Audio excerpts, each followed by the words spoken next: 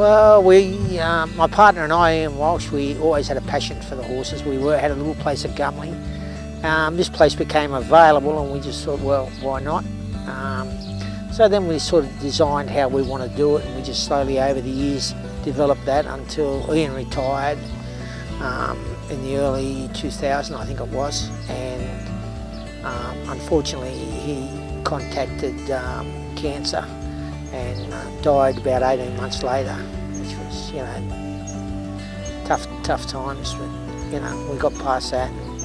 He actually had the farm next door virtually to us, but his family's now sold that and moved on, and we've sort of taken this place over.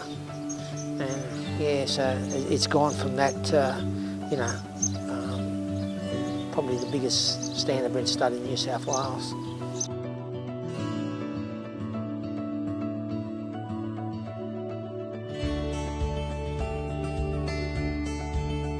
With Ian, Ian Walsh, he was always passionate about the racing side of it, and hence he was president of Wagga Harness Racing until he virtually couldn't do it anymore. I don't know how many years he would have been there, but he was a tireless worker. It didn't matter what Ian did, he did it 100% at 100 mile an hour. And look, he's probably irreplaceable. Since his death, they've had other people there, but he was the guy that was instrumental in starting to try and find a new track for us. And it's bad luck that he wasn't here to see the actual product, the end result.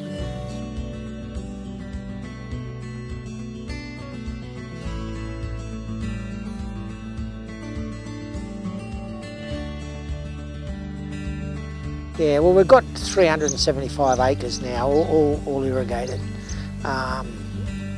which is a big plus for us. Not so much now, but in the drought, it's priceless. So we can accommodate a lot of mares. And they're all on really good pastures. Everything's sown down to rise and lucens and clovers, so they always do very well on. You've got to be careful they don't do too good on it.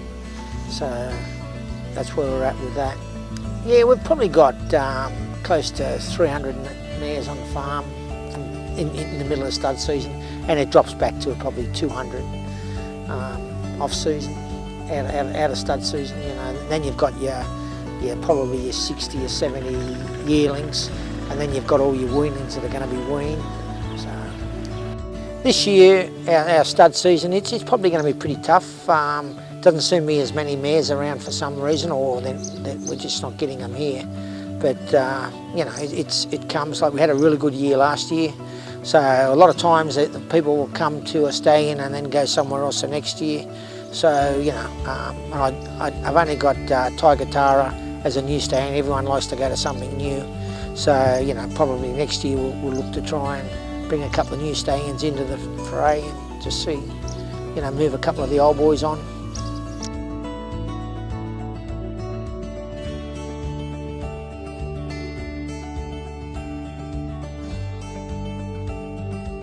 Yeah, well, we've got, I think we've got about 11 on staff. In the office, we've got Diane and Christine. They run the office. They tell us they're the backbone of the industry, or of Yirribee anyway. And then we've got Roger, who's the stud master, and Jamie Hogan, who's the assistant stud master. They do a lot of the work. We've got, and then on the other side of it, we've got Pete, who gives me a hand with the racehorses, and he's Mr. Fix It. He does anything. He's unbelievable. He can fix anything. And then we've got Tom.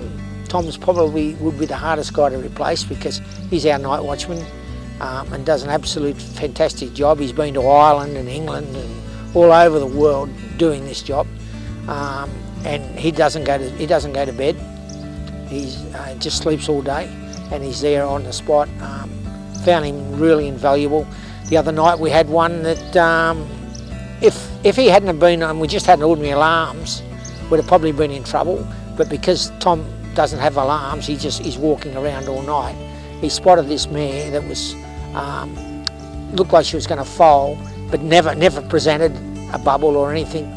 So he stuck his hand in and she had 1 foot back. Now, if he doesn't get his hand in to get that foot forward, then we're really struggling to push that foal back to get that foot forward. And, you know, it could end up a university, up the uni job and knockout or cesarean and just, you know, so, you know, he's invaluable.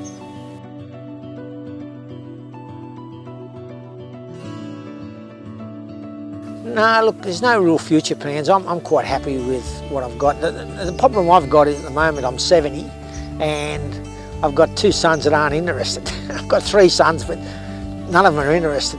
2 of them I thought might have been a chance to take over, but they reckon life's a bit hard out here, so they're enjoying what they're doing. So, yeah, I don't know. I've still got a few years left, I think, but, you know, yeah, it's just what happens. You know, maybe I can get my son-in-law Chrissy Alford to give away driving and come up here, but I tried that on him once and I got a very cold reception to that, so we'll just have to see how we go.